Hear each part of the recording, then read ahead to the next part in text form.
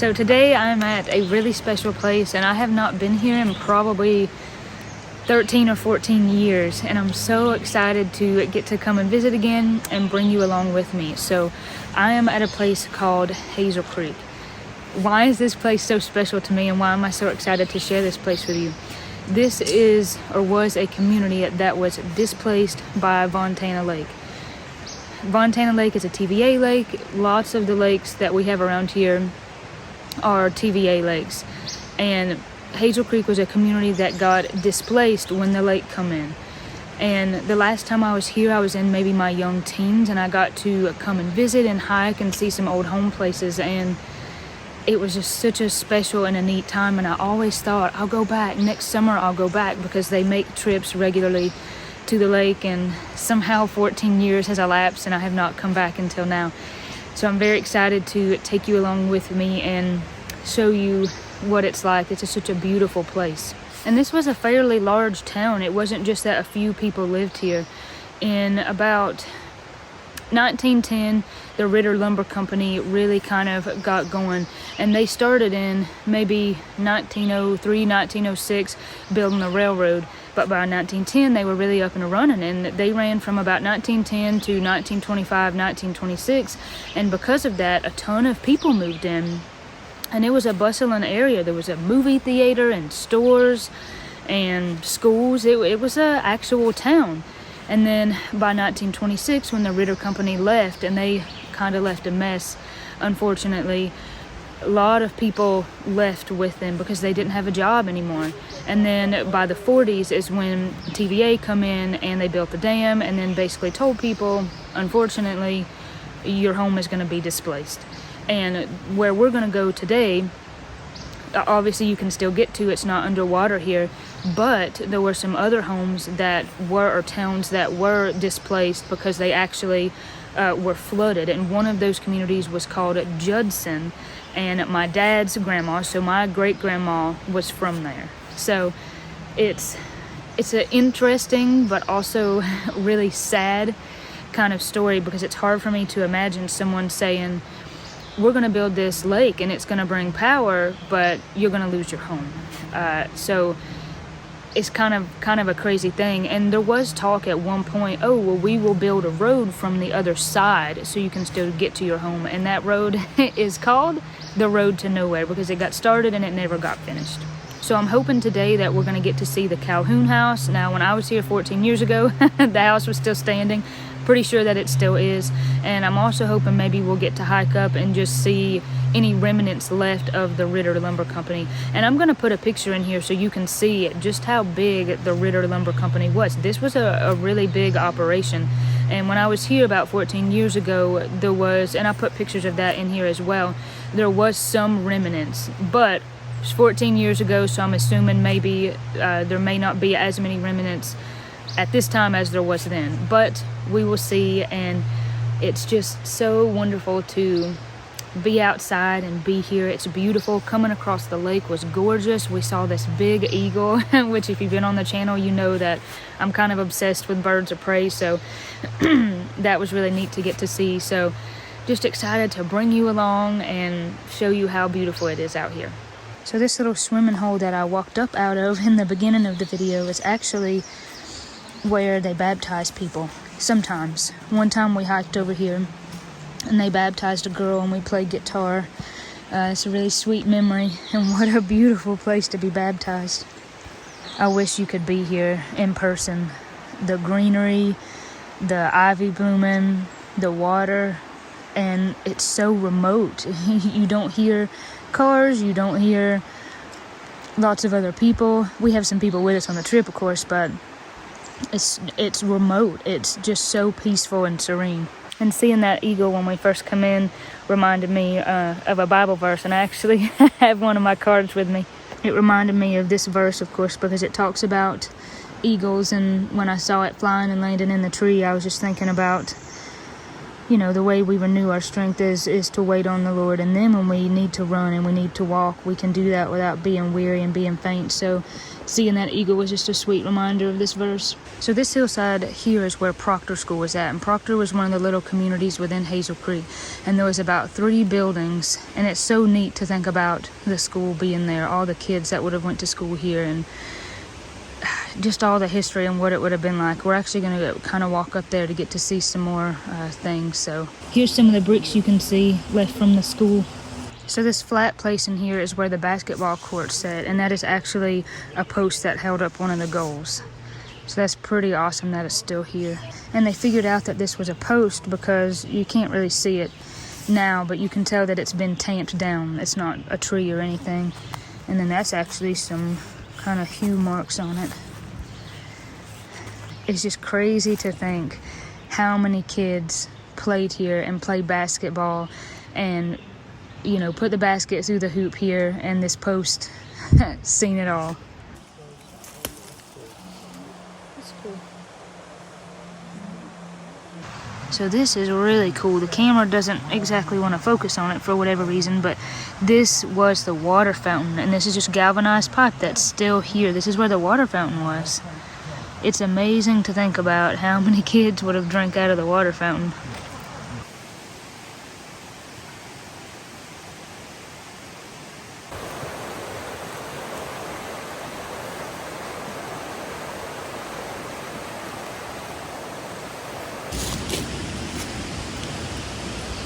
Probably the top of a mason jar? Yeah, the inside of a cannon lid, yep. So now we're coming up on where the Proctor Baptist Church was. I'm going to show you the kind of foundation rock. But this road where I'm walking right now was here after the park took over. It didn't used to be here. This is not how you would have got to this church. This church was exactly where I'm standing. There's a little island out there in the river, and that's where the bridge came across. So you can see those big square rocks as the church foundation. And they're on this side as well. And then out here, you can see kind of this island, and the road was on that side, and it come over across. It's pretty amazing to stand on the ground where many church services would have been held, and I think about the songs and the sermons preached and the Bible verses read, and it just feels really special. So this would have been part of the Ritter Lumber Company. You can see a building behind me, and then in a minute I'll kind of show you there's a big brick building over there, and we're not going to get close to it. It's just too snaky. I wish that we could go over there, but we can't. But I didn't remember there being a building that big that was still standing, so that is really cool. So this was part of the lumber company somehow, and then you can see that brick over there.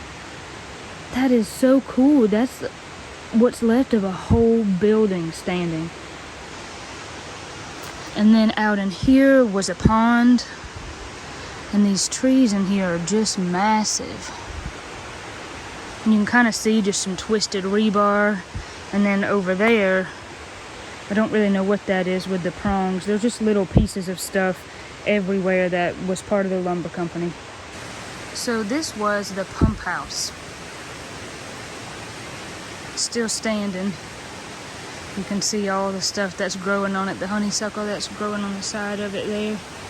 You can kind of see inside here, and unfortunately people have graffitied.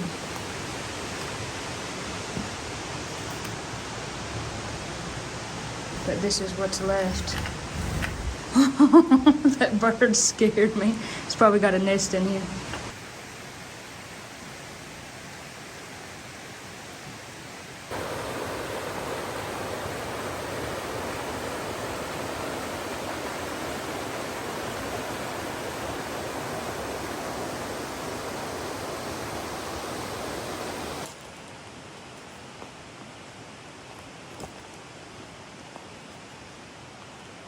We're walking back to the house that we're gonna see, and there's a big piece of pottery. Wonder what that went to.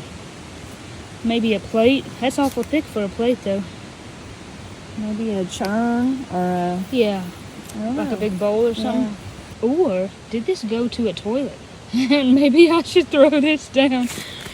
Because I look up here and I see a bunch of these big white pieces, and I wonder Did that belong to a toilet? Yeah, a sink maybe. Sink or a toilet. Because it's kind of washing down from up there. You can see some other white pieces.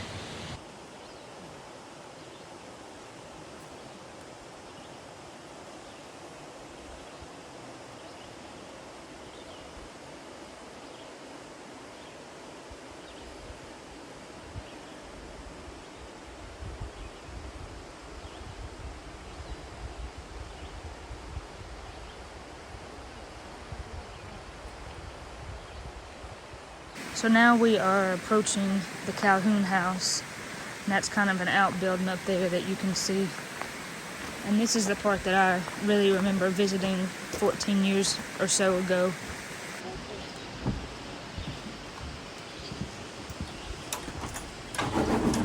We're gonna go in and see what it's like. So the last time I was here was about 14 years ago. I'm surprised the sink is still here. The stove has definitely seen its better days. I've got some cabinets. And there's the fireplace. Wow. Oh my gosh. Can you imagine living here with that view?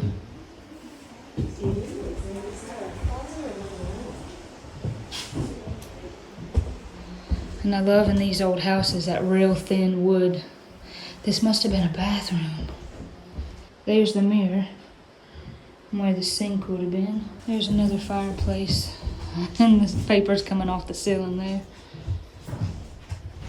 That's right, they would have had a wood stove because there's where it would have been piped. Well, right, yeah, the chimney's the same, and then they've just got it on this side and the other side. Yep. That is clever. Isn't that cool? Wow. And then look at the wallpaper up top, that little design. That's so sweet. I know. There's no telling what they cooked on there. And then I love the rocks you can see under the house. This place is beautiful. There's the front porch, and these trees are just massive.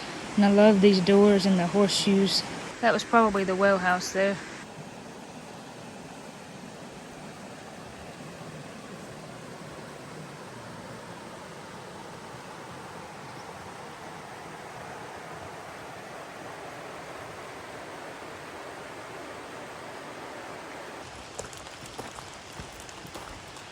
It's starting to rain just a little bit, but maybe it will hold out till we can get to the cemetery. Such a pretty walk back in here.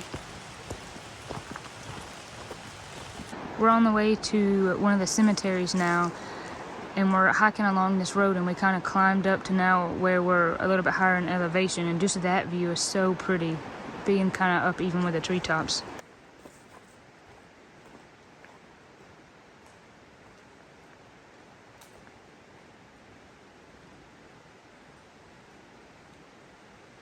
So now we've come to a flat place where you're kind of climbed, got up, and now we've come back down.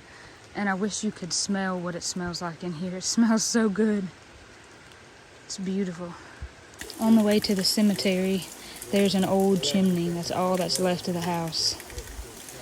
You can see there's a few bricks on that chimney, but a lot of it is mostly, looks like creek rocks. Really neat.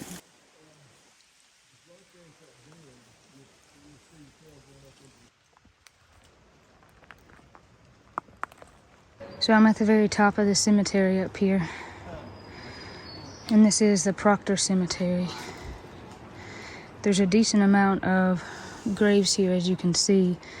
And some of these dates are very old. It's always, I don't know, a mix of emotions being in a cemetery. Of course, it's sad that people are gone. But I guess maybe there's also somehow an element of wondering who these people were and what their lives were like. It's a beautiful and kind of sad, eerie place all at the same time. And as you can see, a lot of these tombstones that you see are rocks. Some of them are actual tombstones like this one, but then a lot of them are just rocks. Nancy McMahon, December 12th, 1866 to June 13th, 1936. It's hard for me to see what it says. She was the sunshine of our home. At rest is what the bottom says. Wow. And this one beside it, Virgie Birchfield. Don't you just love that name? 1924 though to 1928. That's just 4 years. That's so sad. Not long enough. And then this stone here, I guess maybe they come back and got this newer stone, the family, but look at that. The time it would have taken to carve that rock. Wow. Gosh. Born and died on the same day. I'm so thankful for the medical technology that we have today. And they still have decorations today. So there's some flowers that have been placed here because I think it's the park maybe who will shuttle people back over here to decorate the cemeteries, which I think is so nice. So this is the gravestone of the first settlers here, and then the town was named after them, Proctor. 1794 to 1864 and 1801 to 1870. Patience and Moses Proctor. Those are beautiful names. I love it.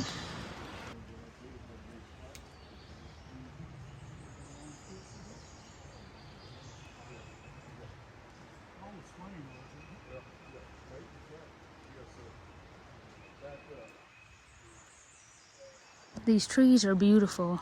There's several of them planted here, and it's kind of special that they're different and not native because, I don't know, it's kind of like they're standing guard over the cemetery.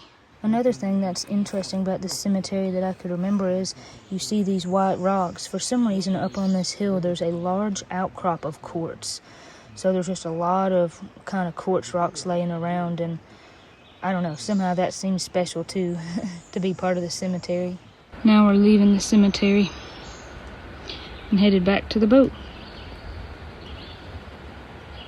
You got the prop up, Jeff? It's 2 logs. It's 2 logs. Coming in from different directions, Jeff. Just kind of worried about that. There's flip-flops in there, these ones. Oh no, it's 2 limbs off of 1 tree. 2 forks. You got another paddle? I have to paddle. I'm not sure if there's one back there in the console.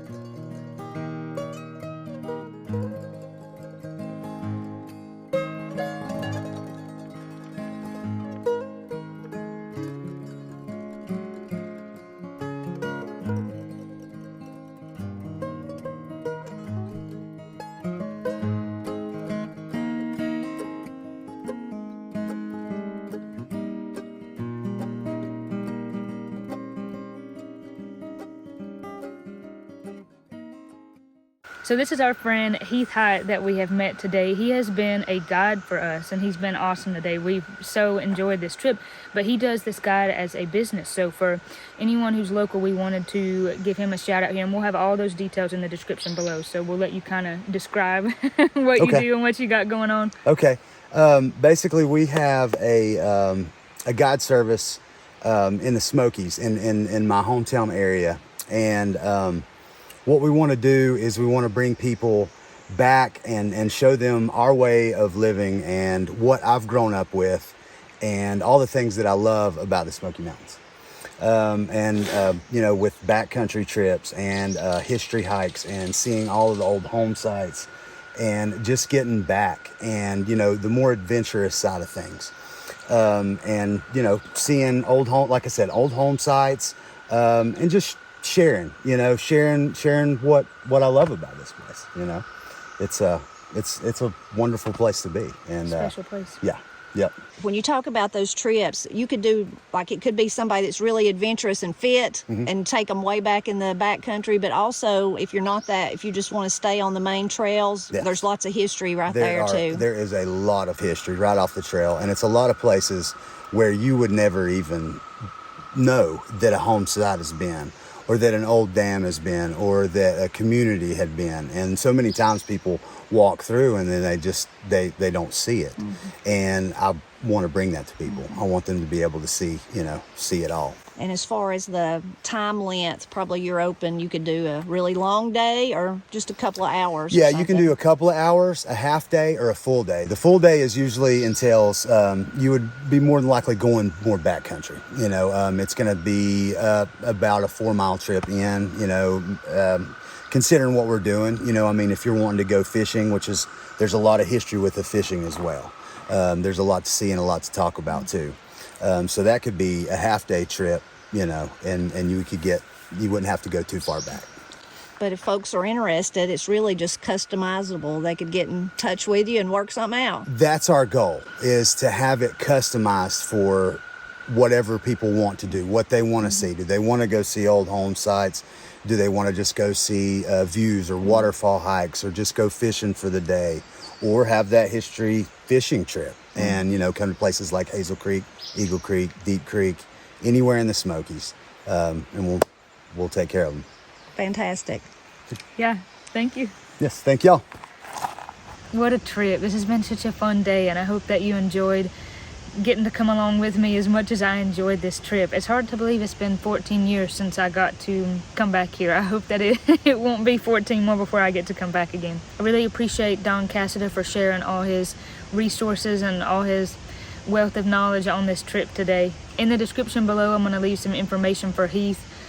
I think what he's doing is awesome, because this is such a beautiful, wonderful place, and some of these obscure home places and all this history is going to be lost if someone doesn't celebrate it. So that's a really neat thing, and if you're local, it would be a really cool opportunity for you to take part in that. And I will also leave some links in the description for more history about this place from Don Casada if you're interested, because I imagine a lot of people will. This is a really neat place. Going across the lake and seeing this displaced community is so neat, but also sad. It's like sad and happy at the same time, because a community was totally displaced, and like I said earlier in the video, it would be hard for me to imagine having to leave my home, but walking around, and it's been such a beautiful day. It just kind of made me think about the seasons of life, and I think Solomon talks about that in Ecclesiastes, and that there's just this season for everything, and I guess that we can't hold on to everything forever. So it's just been a really sweet day. As always, I appreciate you watching. Drop me a comment below. God bless you, God keep you, and I'll see you on the next one.